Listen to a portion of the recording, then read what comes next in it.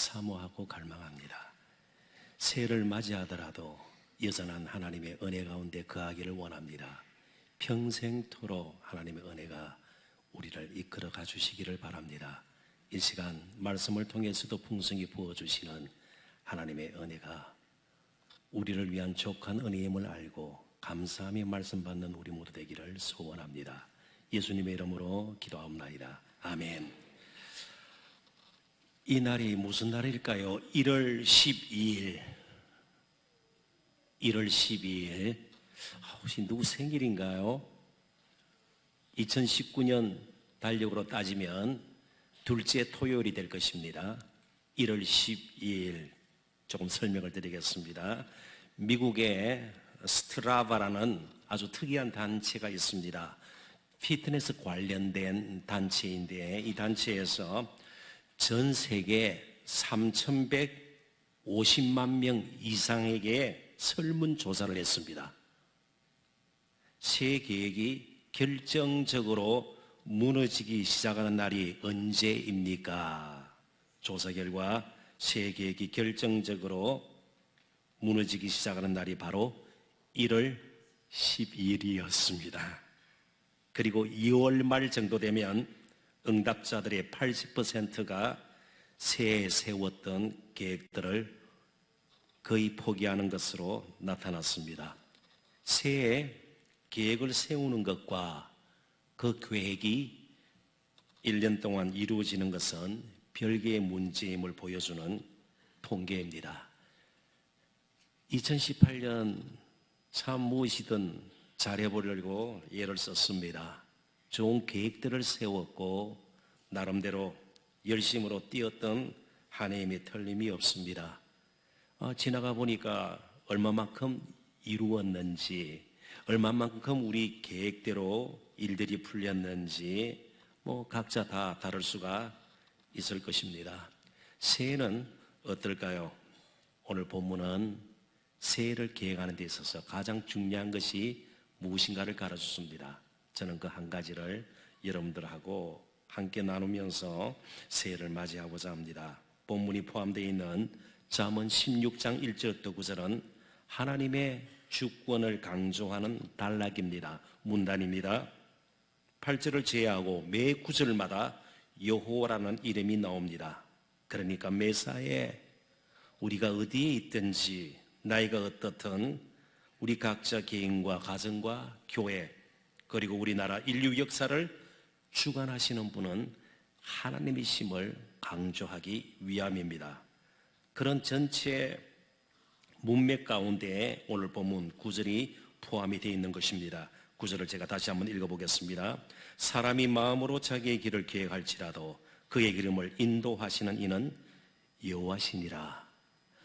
모르시는 분이 없을 겁니다. 다 우리가 아멘으로 받아들일 수 있는 말이죠. 여기 그러면 인생의 길을 의미합니다. 단순히 하루에 만보는 그래야 건강을 유지할 수 있다 할 때의 만보, 그런 보자를 의미하기보다는 우리 인생의 길을 의미합니다. 본문은 물론 우리가 가지고 있는 생각이나 계획이나 노력이 무의미하거나 쓸모없다고 가르치지 않습니다. 다만 그것들을 전적으로 의지해서는 안 된다는 것입니다. 하나님을 인정하지 않는 어떠한 인간의 지식과 경험은 실제로는 가치가 없다는 것을 강조하는 말입니다. 그래서 지나치게 자신에게 집착하지 말라 그렇게 이해할 수도 있는 말씀입니다. 대신 여호와 하나님의 주되심과 다스리심과 그리고 그의 능하심을 인정하고 신뢰하는 것이 어떤 좋은 계획을 세우는 일보다 먼저 되어져야 할 임을 본문은 우리에게 가르쳐 줍니다. 왜냐하면 우리 인생의 길을 끝까지 책임지고 인도하실 분은 나 자신도 아니고 하나님이시기 때문에 그렇습니다. 예레미야 10장 23절 화면을 보시고 같이 한번 읽어볼까요? 다 같이 읽습니다. 여호와여 내가 알거니와 사람의 길이 그에게 있지 아니하니 걸음을 지도함이 걷는 자에게 있지 아니하니이다. 아멘. 우리가 그럴 필요가 없다 뜻이 아니에요. 주저앉아 있어도 괜찮다는 뜻이 아니에요. 반복됩니다만은 우리의 걸음을 끝까지 인도하실 분은 하나님이세요. 우리 가다가 쓰러질 수 있어요. 곁길로 갈 수 있어요. 넘어진 채 주저앉을 수 있어요. 그러나 일으켜서 끝까지 인생의 길을 걷게 하시는 분은 하나님이세요. 그래서 하나님을 떠나서 우리가 어떤 계획을 세우더라도, 아무리 열심을 품고 뛰어도 우리는 얼마 가지 못해서 넘어질 수밖에 없는 연약한 존재예요.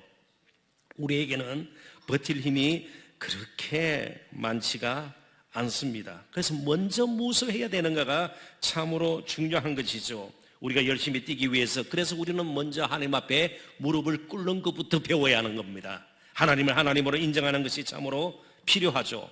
이쯤에서 우리는 질문을 던질 수가 있습니다. 살아보니까 그렇지 않던데요. 하나님 믿고 사는 것이 실제적으로 삶에 큰 영향으로 나타나는 것 제가 별로 느끼지를 못했습니다. 그냥 열심히 살아야 그래도 손에 뭔가 쥐어지고 일이 되어지고 길이 열리는 것을 제가 경험했습니다. 혹은 또 운이 좋아야, 운이 뒤따라야 뭔가 달라지지 않겠습니까? 능히 이런 질문 하실 수가 있죠. 그런데 우리는 왜 우리의 삶을 하나님께 맡겨야 할까요? 왜 하나님을 의지해야 할까요? 왜 하나님을 계속 신뢰하고 그분을 인정하면서 살아야 될까요? 이유는 아주 단순합니다. 우리는 완전하지 않기 때문에 그렇습니다. 하나님은 완전하신 분이세요. 한번 따져보십시다. 우리가 아는 것이 얼마나 제한되어 있습니까? 심지어 우리 자신조차도 우리는 잘 몰라요. 잘 아는 것 같지만 잘 몰라요.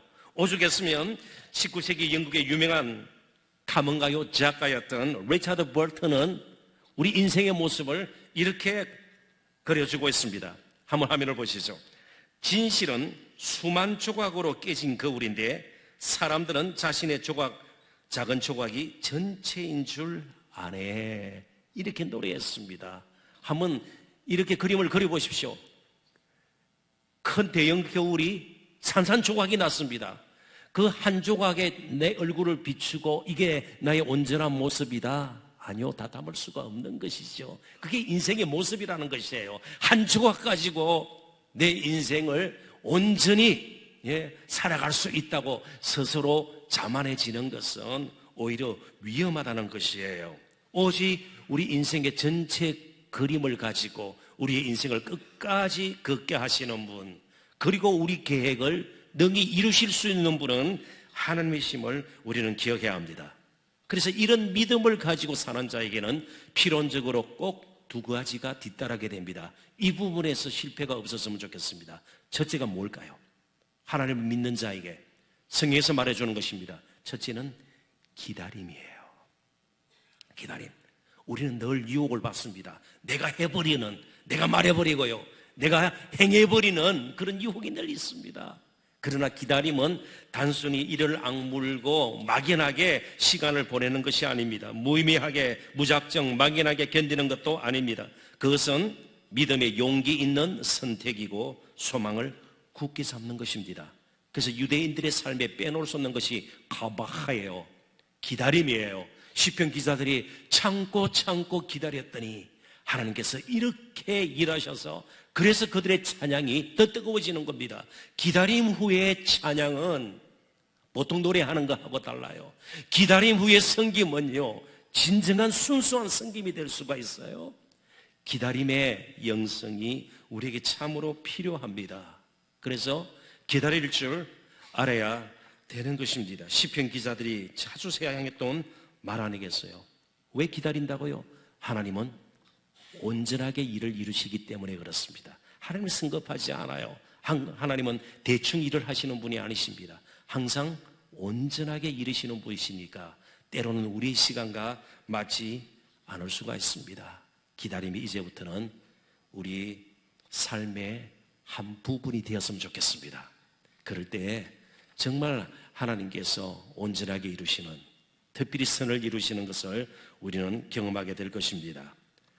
두 번째, 빼놓을 수 없는 믿음으로 사는 자, 하나님께 맡기고 사는 자, 하나님을 의지하고 사는 자에게 필연적으로 따라오는 것이 외로움입니다.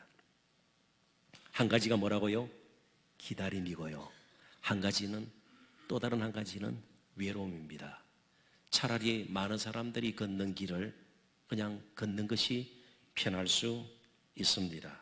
기다림의 고통이 있는가 하면 외로움의 고통이 있습니다. 사람들이 볼 때는 미련해 보이는 것입니다.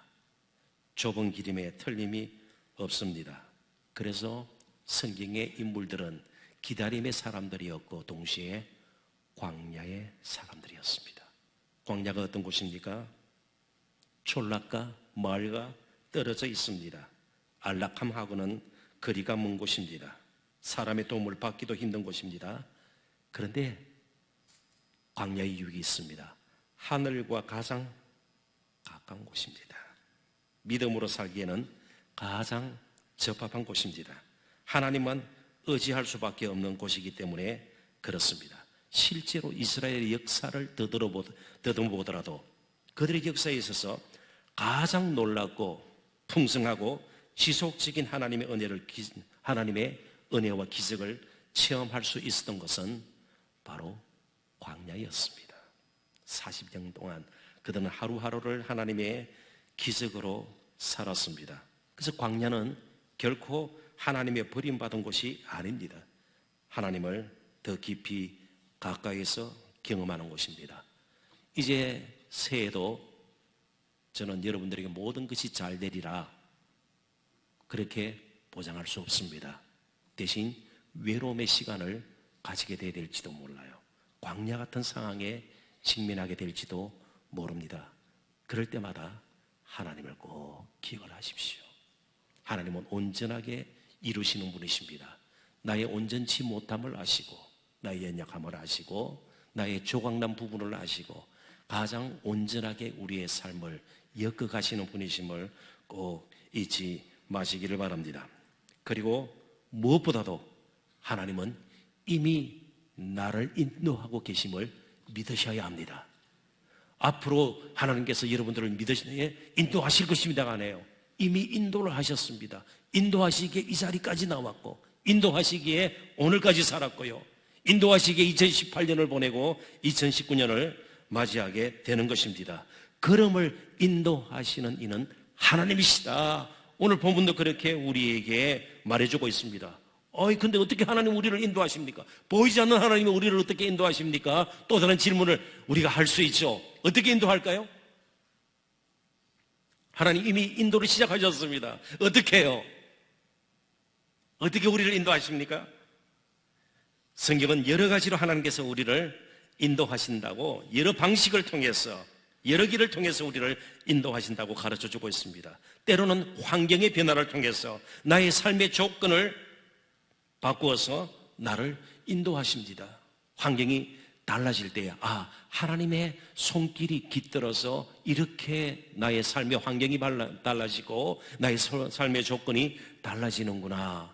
우리는 그 가운데서 때로는 희미하지만 뚜렷하지 않지만 하나님의 손길을 느낄 수가 있는 겁니다. 기도 응답으로 하나님께서는 우리를 인도하십니다. 때로는 공동체 내에서 우리가 교회에서 소그룹에서 나눔의 시간을 통해서 때로는 조언을 듣고 때로는 상담을 통해서 하나님께서는 우리를 인도하십니다. 상식이나 합리적인 판단 역시 하나님의 인도하심입니다. 예를 들면 고3 학생이 공부는 하지 않고 계속해서 기도만 한다고 성적이 오르고 그것은 요행이죠. 상식은 뭡니까? 공부를 해야죠. 공부를 해야죠. 결과는 하나님께 맡기더라도 공부를 해야 되지 않겠어요? 이게 상식입니다. 술 먹고 운전하면 되겠습니까? 근데 제가 어저께 뉴스를 보면서요 너무 놀랐습니다. 음주 운전을 단속하는 경찰관들의 모습을 뉴스 카메라에서 찍었어요. 그러면서 훅 보니까 뭐 0점 뭐가 나오고요. 그런데 적발 대상은 되지 않는 것 같아요. 조금 모자라던 것 같아요. 0점 뭐가 모자랐어요. 그래도 이 사람 술 마셨어요? 안 마셨어요? 술 마신 사람이에요. 그러니까 운전하니까 운전치는 못할 거 아니에요. 그럼 어떻게 해야 돼요? 멈춰놓고 대리기사를 부르는 게 맞는데 이 정도 조금 모자라니까 가다가 또 적발될지 모르겠습니다. 그 옳은 방법은 아니죠. 예? 그냥 보내줄 테니까 또 적발될지 다른 데서 걸릴지 몰라요. 그건 아니라고 봐요. 아니라고 봐요. 때로는 우리가 너무 하나님의 은혜를 강조하다가 상식과 합리적인 판단을 무시할 수도 있습니다. 이까지는 다 하는 것이에요. 하나님께서 가장 뚜렷하게 우리를 인도하는 방식이 있습니다. 그게 뭘까요? 하나님의 말씀이에요. 하나님 말씀이 우리를 어떻게 인도하나? 지금부터 제가 조금 이야기를 여러분들에게 하겠습니다. 그리고 좀 말씀을 정리할까 합니다. 이런 이야기예요. 어려운 이야기가 아닙니다. 지난 성탄절 때에 미국에 두 자녀 가정이 다녀갔습니다.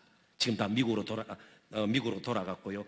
또 한 가정은 인도를 거쳐서 결혼식장을 가고 있습니다. 친구 결혼식 참석하기 위해서요. 근데 이 두 아이가, 저희 아들, 딸이 어렸을 때에, 아주 조그만한 아기였을 때에 추운 겨울에 교회를 가려면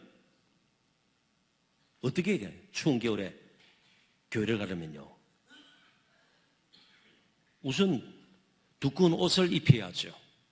두꺼운 옷을 입히고요, 담요 같은 것으로 애들을 둘둘 말았습니다.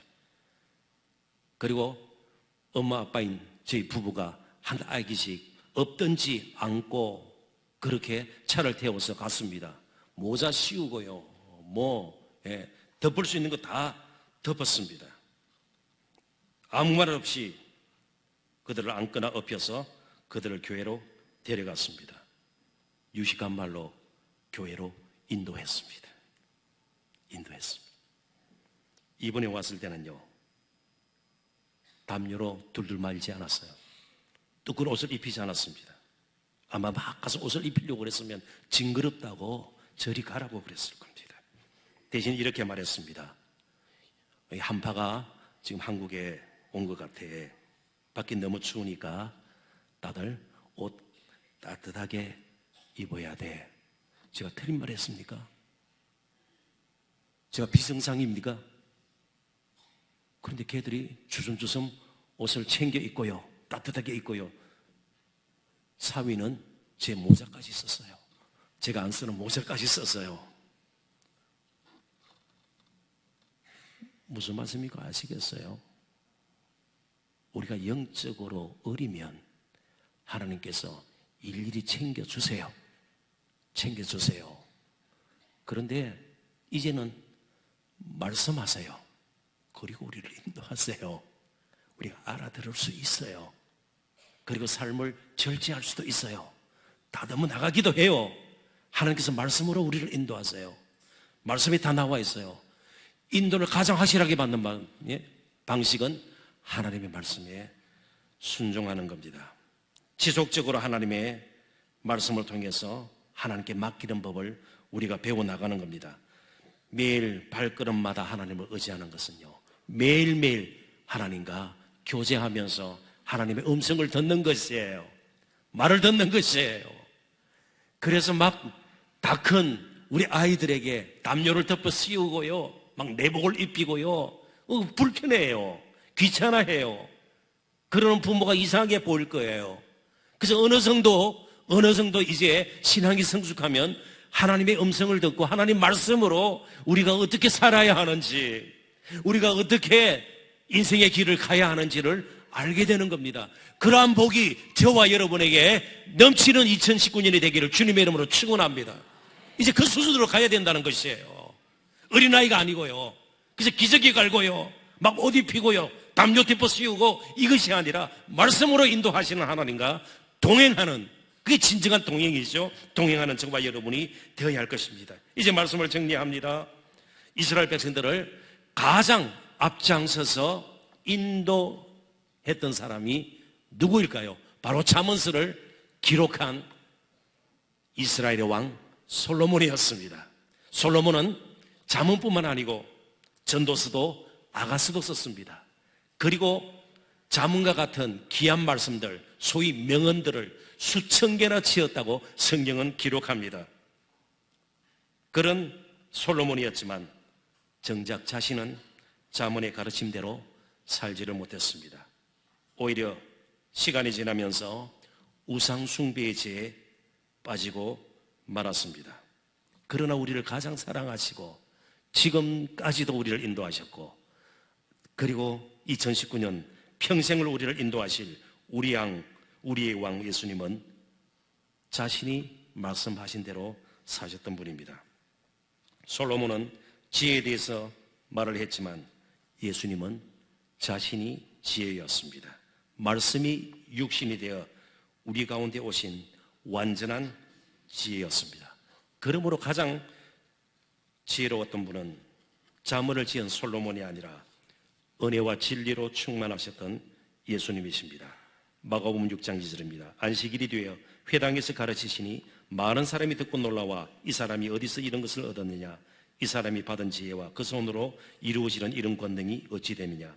누가복음 11장 31절 한 구절만 제가 더 읽어드립니다. 심판 때에 남방여왕이 일어나 이 세대 사람을 정죄하리니 이는 그가 솔로몬의 지혜로운 말을 들으려고 땅끝에서 왔음이거니와 솔로몬보다 더 큰 이가 여기 있으며.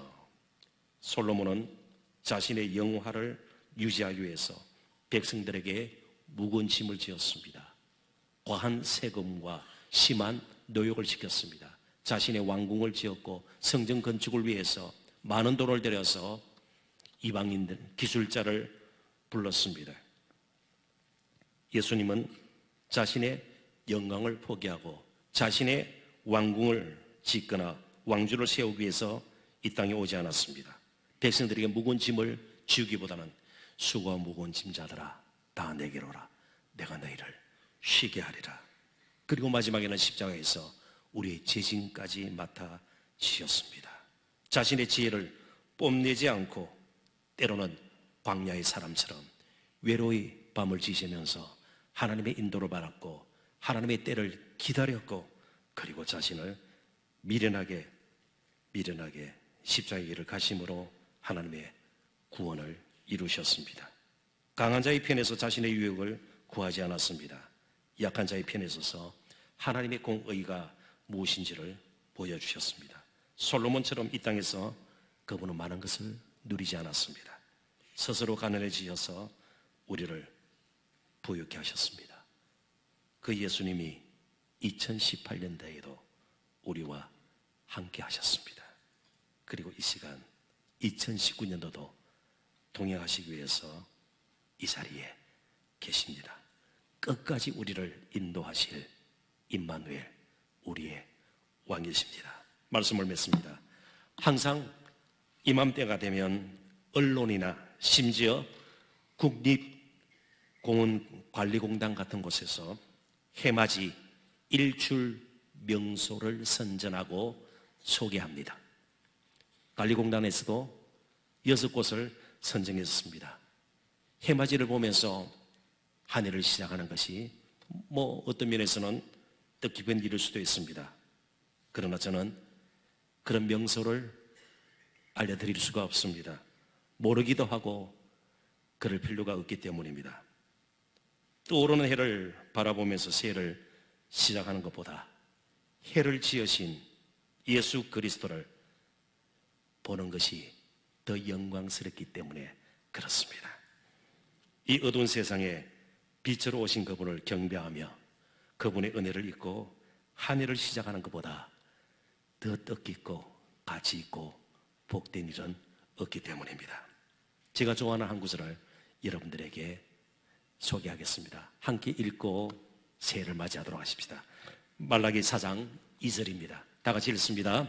내 이름을 경외하는 너희에게는 공의로운 해가 떠올라서 치료하는 광선을 비추리니 너희가 나가서 위안관에서 나온 송아지같이 뛰리라. 2019년 정말 기쁨과 자유함이 넘치는 의로운 해 대신 예수 그리스도로 말미암아 다시 한번 우리의 삶이 회복이 되고 역동성을 가지고 힘있게 2019년을 살아내시는 저와 여러분 되시기를 주님의 이름으로 축원합니다. 기도하겠습니다. 하나님 아버지 은혜와 사랑